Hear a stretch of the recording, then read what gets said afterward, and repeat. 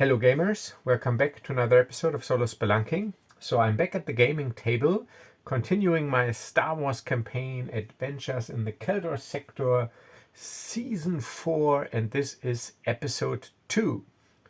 And last episode we ended with a little cliffhanger because we found some trouble in this seedy cantina while trying to acquire a smuggling job, and of course the roll failed and we drew some unwanted attention, and now these charming fellas, a Rhodian, a Weequay and a Quarren, they are approaching us, and this Weequay, he wants to teach us a lesson.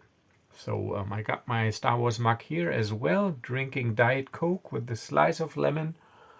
And we are ready to start.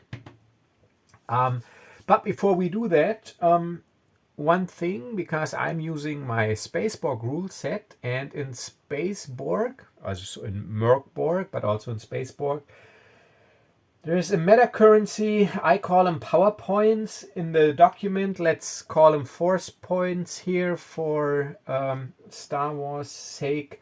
They're a meta currency that can be used for various things like re-rolling a check, reducing the difficulty, etc. And you roll 1d2 per day, and this is how many power points you have for this day. And also Rhya, she's force sensitive. She can wield the force and force powers. And she has 1d4 plus her presence score uses of force powers per day. And those also are re-rolled at the start of every day or at the end of a long rest. So because this might be important for combat, we will do this now. And Nash Duncan, he's a scoundrel using the optional class, and he's got an ability called Scoundrel's Luck, which states he gets +1 power point whenever he rolls for power points. So he gets 1d2 plus 1. So let's roll his power points. And I'm lucky, that is a 2 plus 1, that is 3. And I'm using these golden tokens because he's wearing the brown leather jacket for his power tokens. And Rhya, she only gets a d2.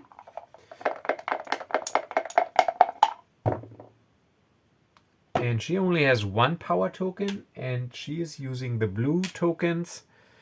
And now I have to roll how many force uses she has, and this is d4 plus her presence, and her presence is +2, so it is d4 plus 2 successful uses of the force per day. So that is 1 plus 2, that is 3 uses. So I will use this d4 also to indicate her remaining power uses, and these are re-rolled at the start of every day or after a long rest.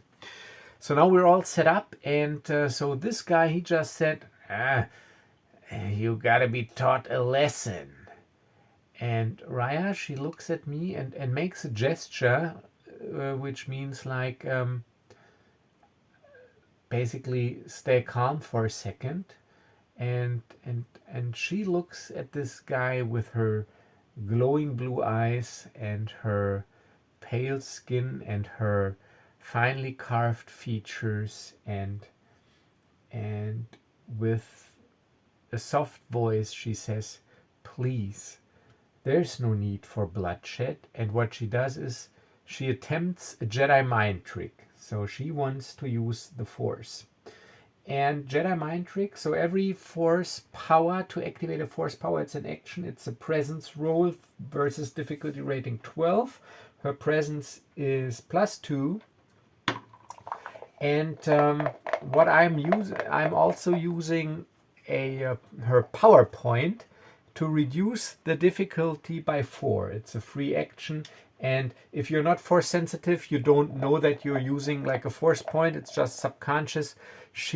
Because she's force sensitive, she yeah, tries to deepen her connection with the force. So she reduces the difficulty by 4, so it's a DR8, and presence is +2.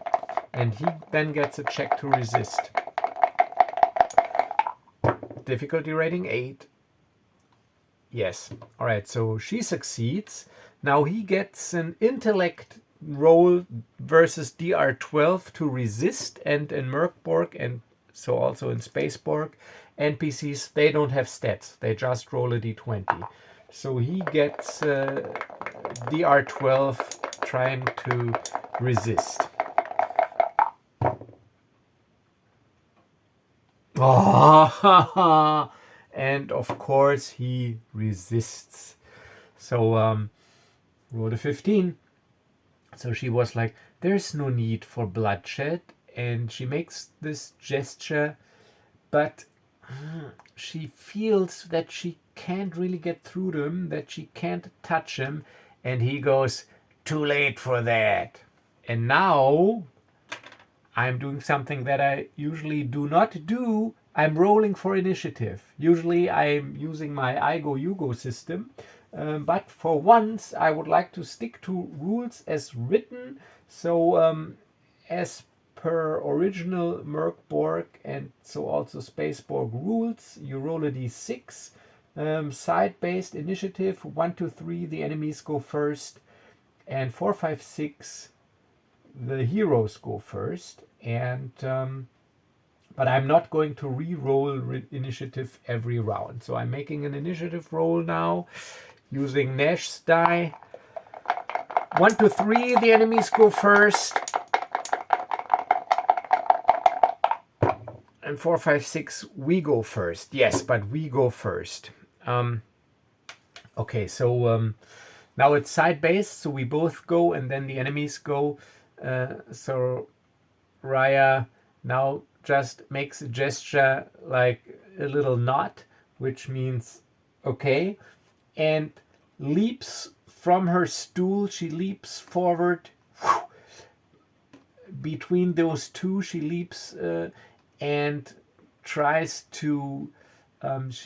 We don't want to basically draw too much attention. We don't want to, like, I don't know, kill these people. So she tries unarmed combat first, using her strength, and she tries to kick in this guy's kneecap.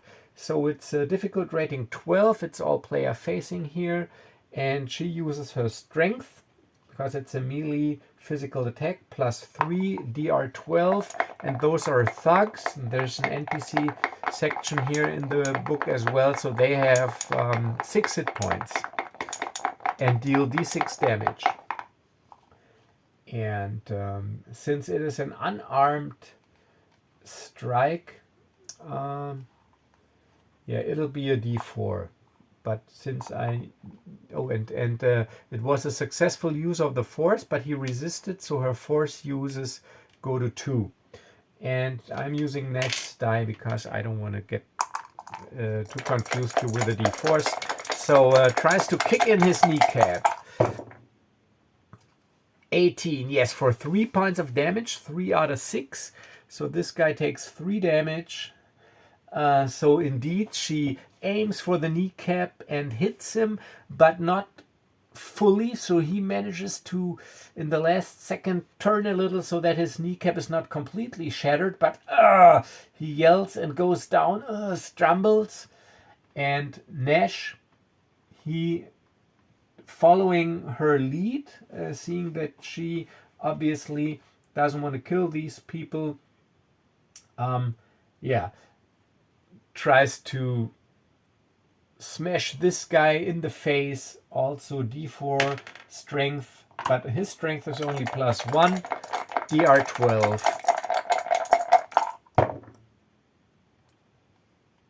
No, 11. 10 + 1 is 11. So at the last second, this guy blocks my haymaker. He blocks it. That all you got? And now those guys attack. So this Rhodian, he gets out one of those fist knives, and so they actually mean business.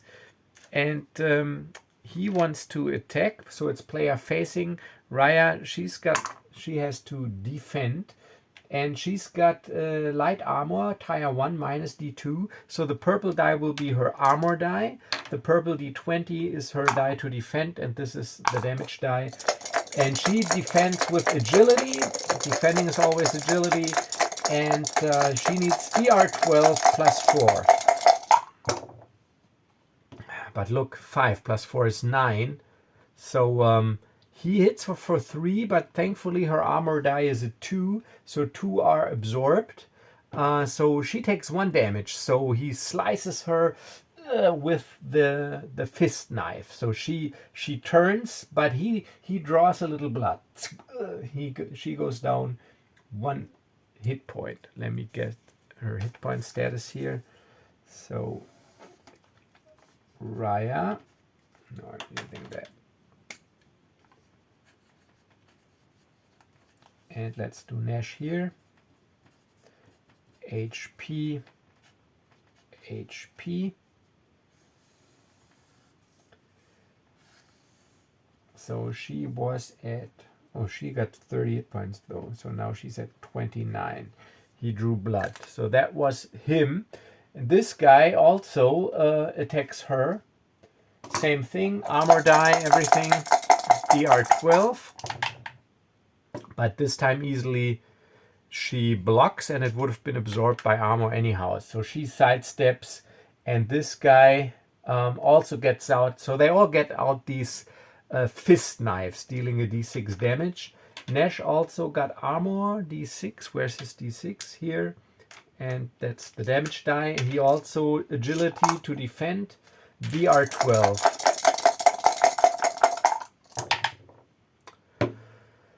Whew. Okay, so he doesn't manage to defend, but he gets 2 on his armor die, 3 damage, so he takes also a damage, but he only has a total of 20 hit points. Now he's at 19, so also they drew a little blood. So now this round is over. We go into the next round. I'm not going to reroll initiative, side-based. It's our round. And Rhya, she focuses on the injured guy, but still keeping, they don't have armor. She still tries to knock him out. So it'll be a d4 damage, and they don't have armor, so I don't need an armor die. DR12 strength. 8 plus 3, that's 11. So that's a miss, sadly. Okay. And she doesn't have a power point, a force point. So that was her.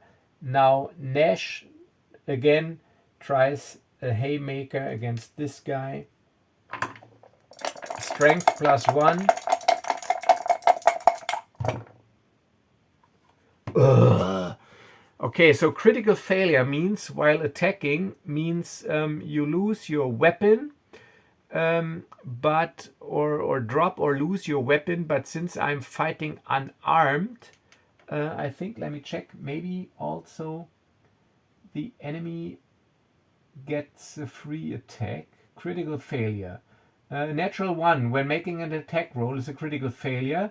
You drop your weapon or the weapon breaks when attacking, or you suffer double damage when defending. Okay, your armor is damaged. Okay, so let's just because I'm fighting unarmed, I don't drop my weapon, but it breaks. Okay, so let's just say that that he blocked in a way that I basically slice my hand at his fist knife that he used to block, and I take 1 point of damage. So I'm going to 18 hit points. Okay. Not a successful round. Now the enemies. Ha! You're not as tough as you seem. So this guy, again, with the wrist knife, Rhya, armor die. Let's go. Plus 4, DR12. Yeah, but easily 13, no damage. She avoids it. But now this guy, same thing. They all get these fist knives. Yes, avoids it. And now this guy at Nash.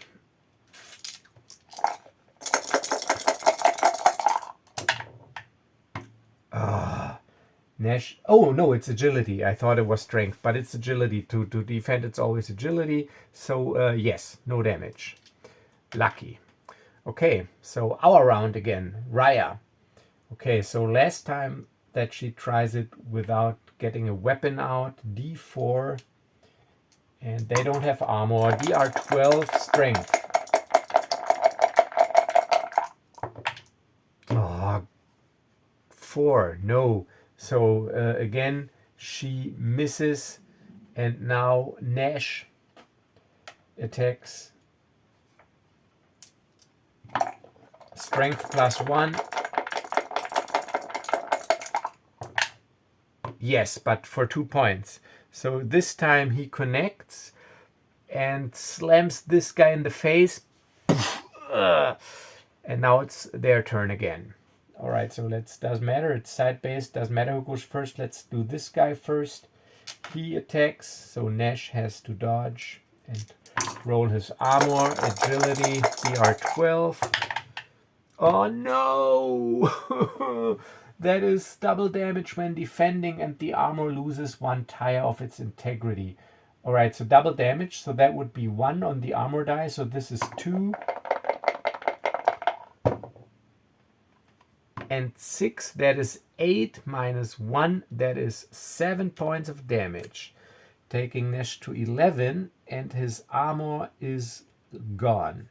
Because it's tire 1 armor, and you lose 1 tire of armor, so no more protection for Nash. So that was this guy. Their turn. Now this guy, Rhya. Armor die, damage die. DR12 +4. Blocking. Oh, you gotta be kidding me. But thankfully, it is absorbed by her leaf skin armor. So the blade connects, but she manages to deflect it in the last moment so that it doesn't draw blood. Now the other guy. Yeah, DR12, she easily sidesteps. Okay, our turn again. Now Rhya, she's had it.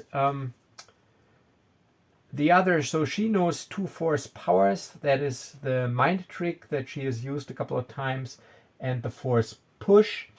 And so now she sees that this is actually not going well. So let's do some cinematic thing here. Force push. Target can resist with a DR12 strength check. If you succeed, 1d8 points of damage to the target. Push the target backwards 2 meters per point of damage dealt and knock them prone. Okay, so she's had it with this guy. It's an action, so it's a presence. It's force. Using the force is always present. Presence DR12. So she tries to use the force, and I will roll his resistance check with her force check. So he needs a 12, no modifier, because it doesn't matter, they don't have ability scores. And she gets +2 and also needs a 12. And this doesn't count because it's got a, so she's successful, but he also. Okay, so successful force power goes down by 1. So she wants to concentrate, but then she's gotta, because it's all cinematic, this guy tries to hit her, so her concentration breaks, and she can't really get a grip on this guy. Okay, so now Nash. Okay, so he has had it and draws his blaster as a free action and shoots from the hip. And now this is an agility attack, and he has his personalized D8 +1 blaster. So D8 +1, and this time we are using agility +4. Yeah, all right, 6 damage. So now he has had it, this haymaker, so he just from the hip gets out his blaster pistol and close combat shoots him straight in the gut. Okay, and now he says playtime's over. Okay, so that was us, those two. So the enemies again. So this guy with the fist knife again. Rhya needs to dodge. Armor. Yeah, she dodges 15. Okay. The other guy, fist knife.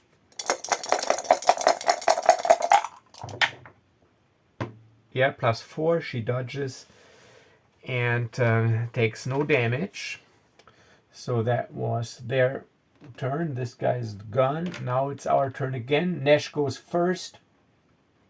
Shooting at this guy from where he's at, because figured better clear shot. So +4, d8 +1 damage. Yes, 19, 8 damage. So now he has had it. He just casually with his aim point, like he and his weapon, they're almost one after those. Yeah, the time spent together, his personalized, customized blaster, the gift from Rhya. He just goes pew, without really aiming and just shoots this guy straight in the head. There's smoking flesh, and this is it. And Rhya goes, as he said, playtime's over. And as a free action, ignites her force blade, slashes at him. And her force blade deals D10, and she has the soldier optional class. They have deadly accuracy, which gives them +1 damage in personal combat. So it's D10 +1. Force blade use agility +4, DR12. 9 +4, 11 points of damage, maximum damage. So like she just said, playtime's over. And this, now it seems as if indeed they were holding back, trying to basically not kill these guys, but now once they have their weapons out, they're clearly unmatched. So without much effort, she slices him through from down here up to here. I don't know if you've seen the movie Johnny Mnemonic. It's an old movie from the 90s with Keanu Reeves. And there's this guy, he has like this mono laser whip, and he slices this guy in half. He just slides like this. And this is basically what happens. Like, she ignites her force blade, taking the grip as the miniature has it, like with the blade facing outwards, and just slices him right through. And this guy in 2 halves. Thankfully, it's not a mess because the wound is cauterized. And Nash throws a couple of credits on the counter for our tab. Sorry about the mess. Let's get out of here. And we quickly get out. Whew. Okay, so first combat.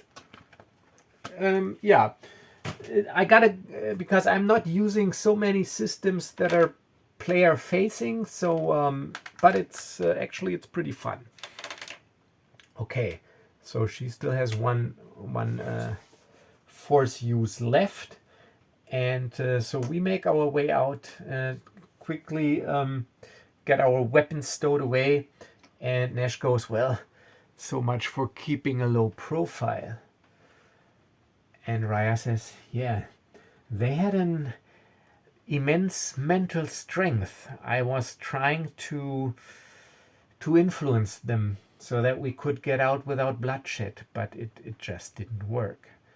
Well, never mind, they asked for it. We were giving them every chance we had to end this quietly. Yeah, but we really should get some distance between us and them. And Nash goes, well, have you seen any surveillance cameras in this CD bar? No, but that doesn't mean there weren't any maybe hidden. So indeed, let's ask the Oracle. I'll give it a 30% chance that there has been security footage of the incident. So 30% for a yes. You know how this goes. no, lucky 87. So no security footage. So but I haven't seen any security cameras. Let's just hope for the best. Yeah, but even though the night is still young, I think for tonight we should get off the street and call it a day. Yeah, and if we spend that much money on our room, we should also use it. Yeah. So we head back to our hotel and spent the first night of our 3 nights, crossing off a night here in the hotel. And yeah, have breakfast the next day. And yeah, so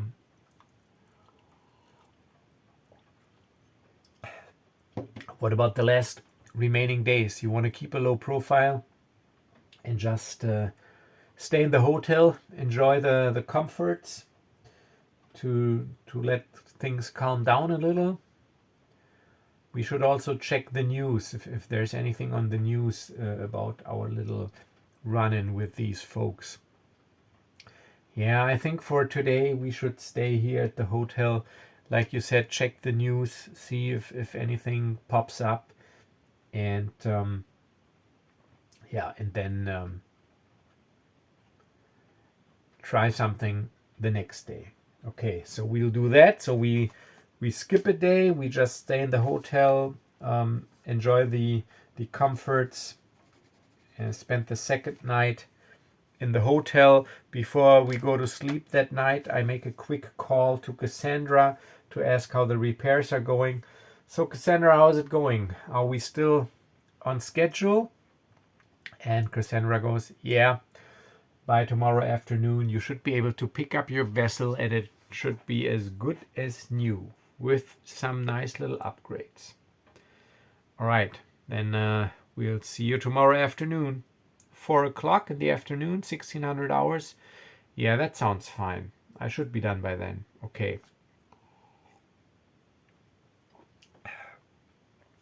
Okay.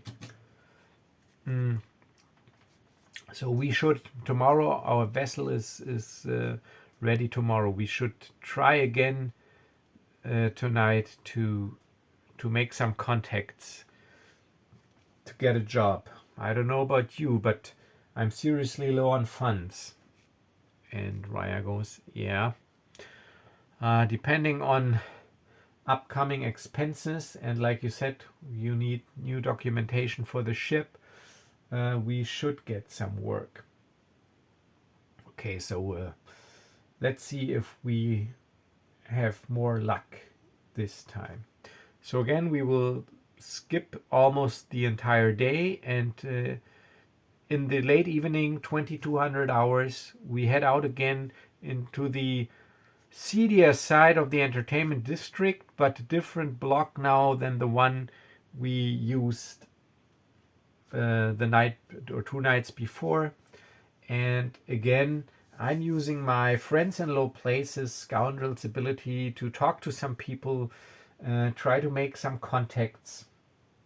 So it's a check with advantage. DR12 presence is +4.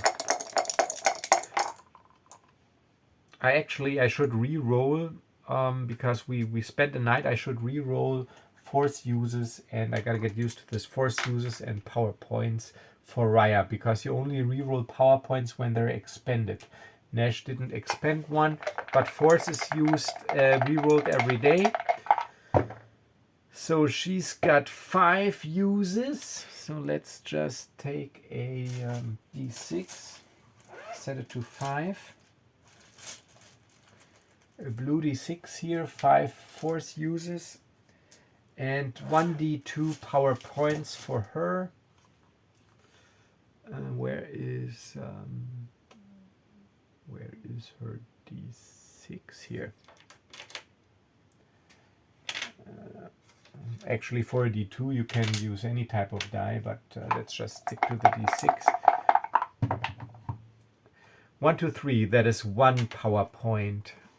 And 5 force uses for her, and I still got my 3 power points. I'm using one to reduce the difficulty by 4 to 8.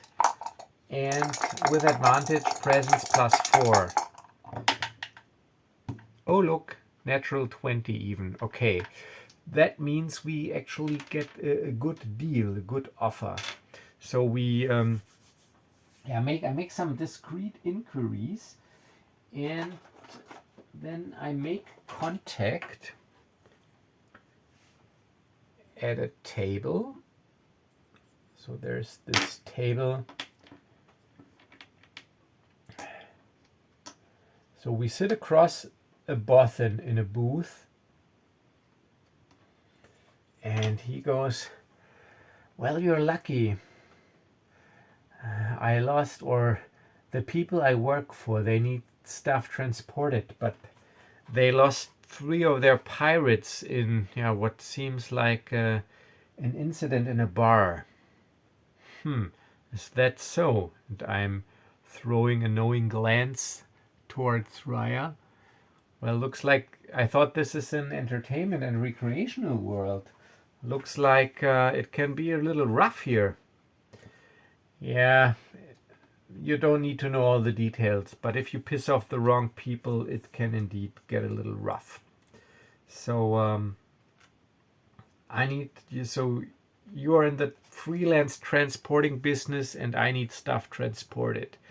So let's just leave it at that. So, and I'm rolling on my framework contraband table here.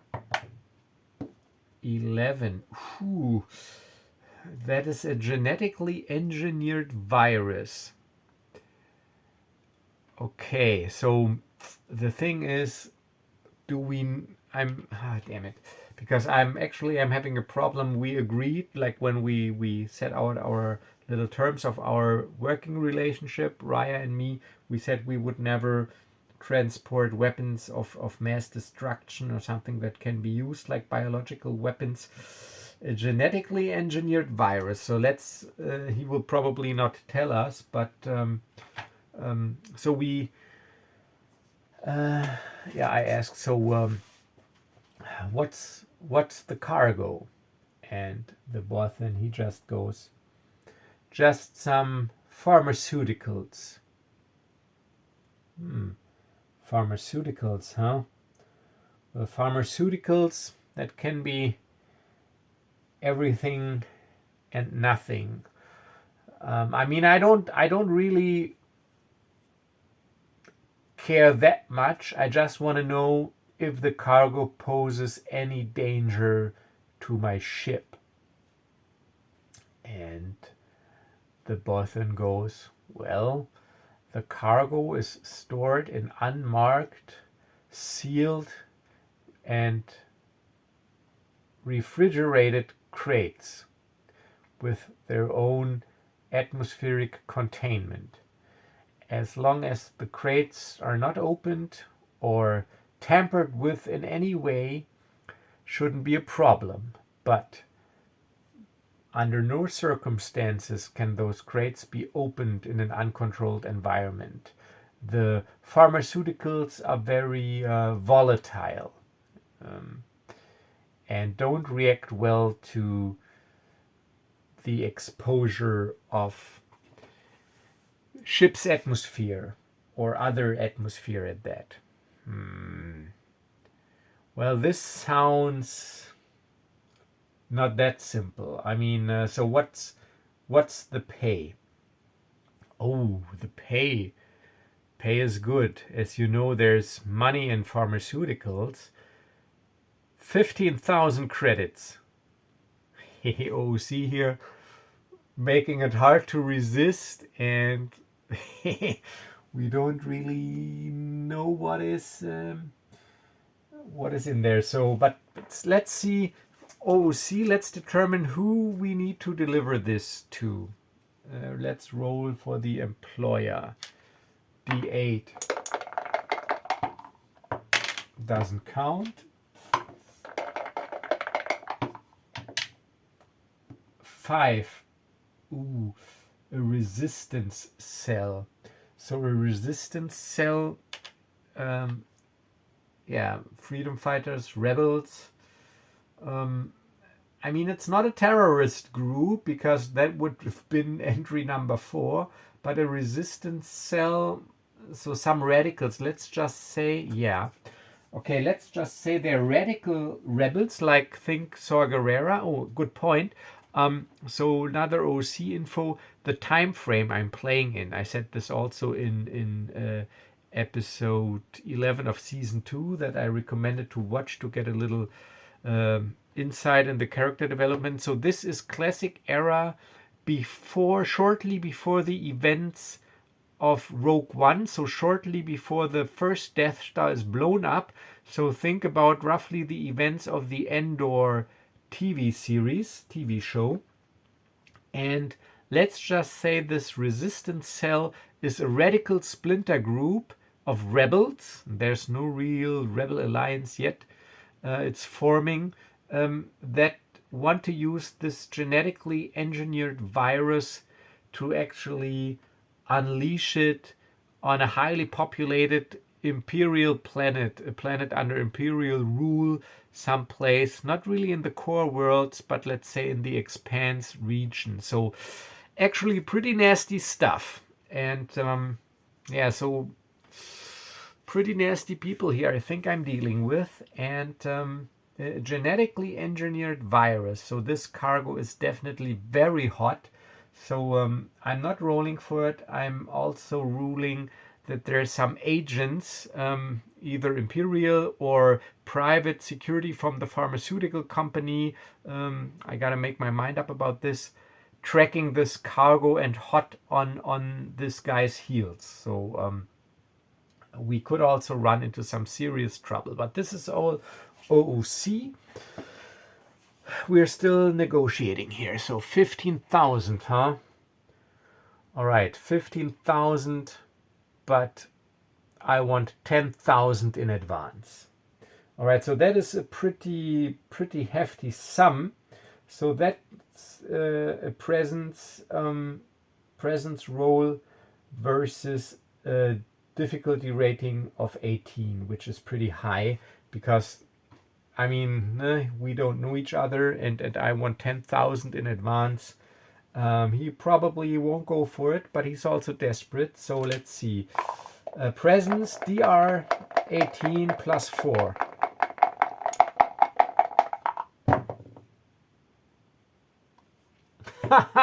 Natural 1. Okay, so he goes,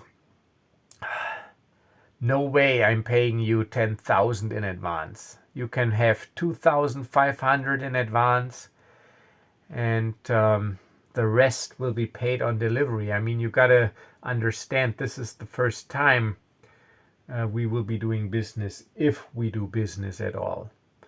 So 15,000, 2,500 in advance, and if you agree, you get all the delivery details once the cargo is loaded.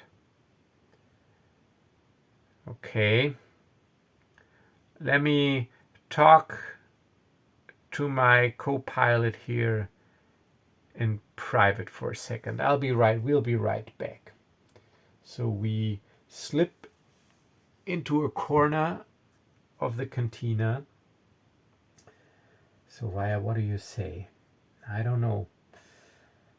I have a bad feeling about this. I mean, this guy, he's willing to pay us 15,000, meaning he's either desperate or the cargo is really hot, and sealed crates that can't be opened under any circumstances. I don't know, but it is good money. I don't know, and well, what do you say? Okay, so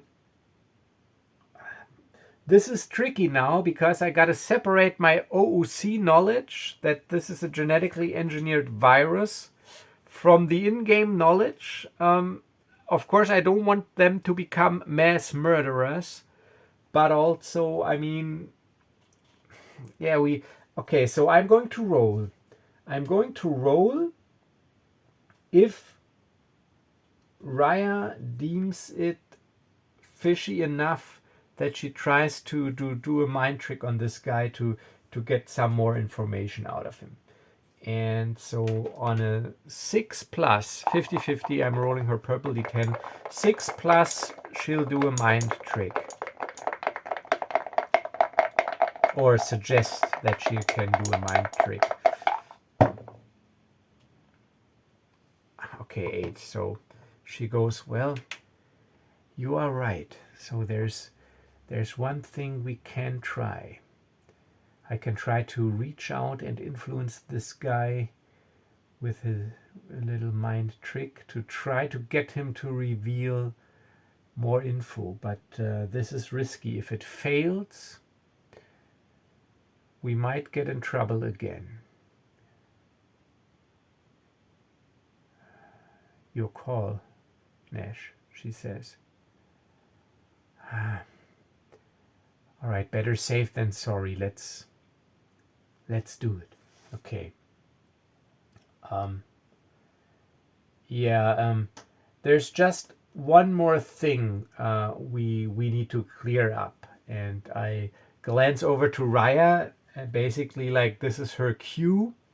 So she uses I gotta wait until it's successful. So she makes a presence DR12 plus 2.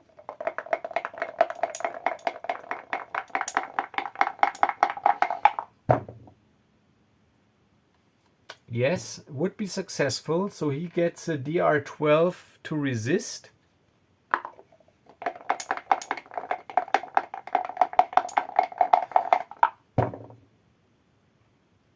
Ah, lucky this time.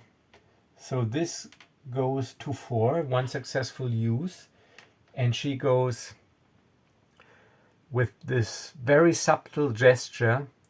You will tell us what the cargo is. But the thing is, does he actually know? Does he know? Because I think it's on a need to know basis, and maybe if his job is just, but he does know that is very sensitive. So let's say 70%. So one, I'm using the oracle for the doubles. So 70% he knows, 30% he doesn't know. So 70% a yes, if he knows what the cargo is. 70%. 31, so he does know. So he says, I will tell you what the cargo is. It's a genetically enhanced and genetically engineered virus. And Rhya looks at Nash, I look at her. And who do we need to deliver this virus to? And he says, a resistance cell on the planet Soltec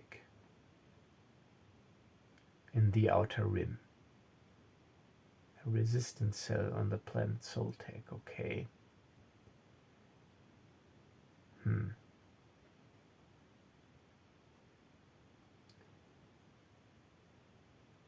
And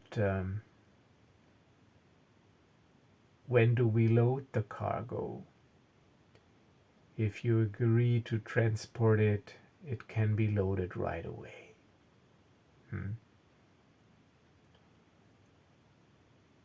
Okay, so now I'm in a little bit of a dilemma here, because Rhya, she thinks actually we can't let the cargo fall into the hands of this resistance cell, so the course of action would be to tell him we transport it and then just dump it. Take the 2,500, dump the cargo in deep space, and that's it. And I think that's the only reasonable course of action. So she says, yes, we accept 2,500 in advance. We exchange comlink codes, and we will contact you tomorrow afternoon, because we are having some things done to our ship to increase our chances. Okay. He says, okay, now the mind trick also slowly wears off, and he says, well, it's agreed then. Yes, it is. Rhya, so Nash is just, he's not talking because he's wondering what she's up to, but he figures she might have some plan or idea. And he goes, all right, here's my comlink. And Rhya goes, thanks. We will contact you when we have our ship. Okay, and then we settle the details. Pleasure doing business with you. Okay, so we get 2,500 in advance. So this is money Nash takes. So he's at 2,800 now.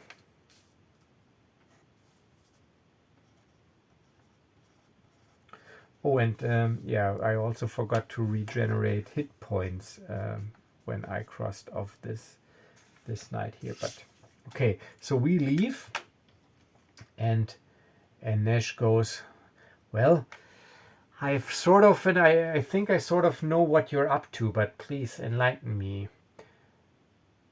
You wanted to take the cargo because you don't want it falling into the wrong hands, right?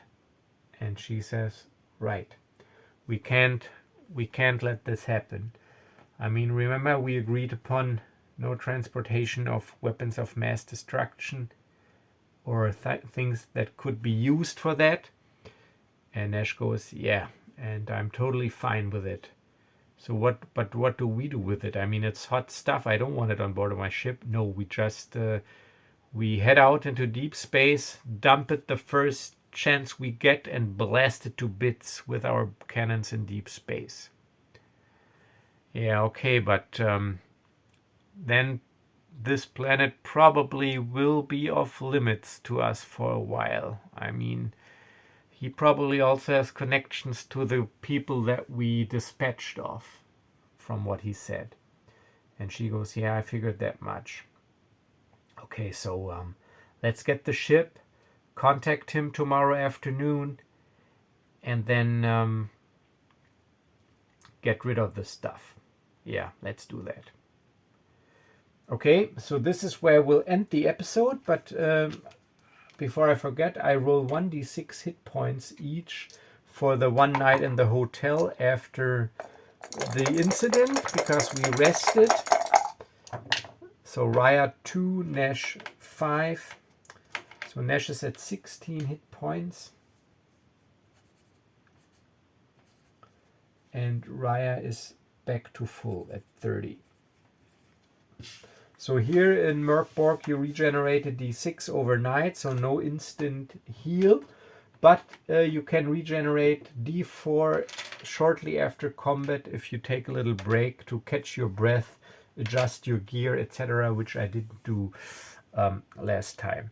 Yeah, okay, so that's interesting development here, and all again from a few random dice rolls. So